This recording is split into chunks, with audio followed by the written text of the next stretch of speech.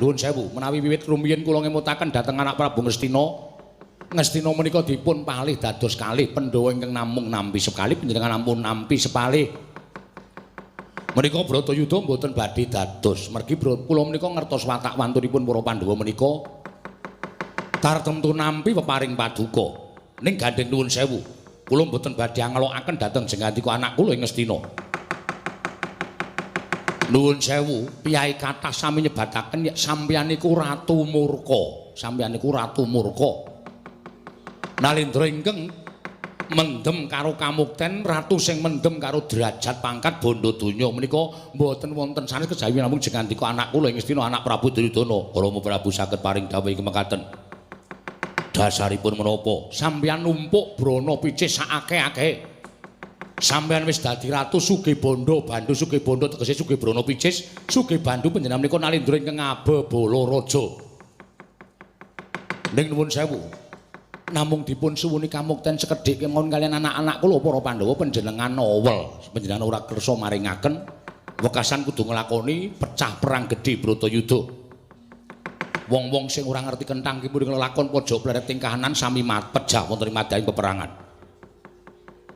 Senopati menika sami pejah madaning peperangan menika nuwun sewu nek kula walik dudu salahe sapa-sapa ning salah sampeyan.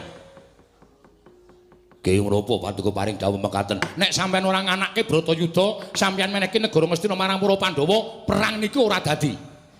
Dadi ora mung cukup nyalahke karo sing gerang-gerang ngene iki. Klaturi sabar nggih, klaturi sabar. Sengkuni menengo cangkemmu. Inggih. Pendak-pendak pepanggihan sing diluputke wong tuwa-tuwa, pendak-pendak pepanggihan sing diluputke wong tuwa-tuwa. Apa ratu kira entuk kleru? Iya.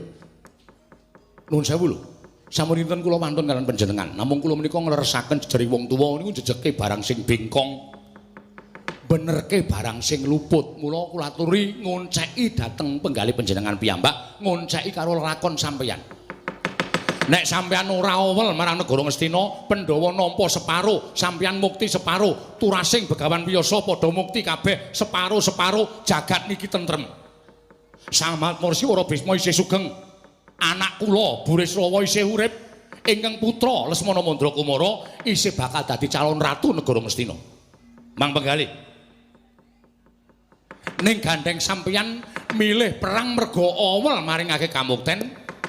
Wekasan kudu kaya mengkene iki sing kelakon. Pirang-pirang panjenengan iso ngendikake pirang-pirang wadyabala mati mblasah kaya babatan pacing. Sampeyan sedih. Pirang-pirang nayaka Punggawa mati ana ing Bratayuda.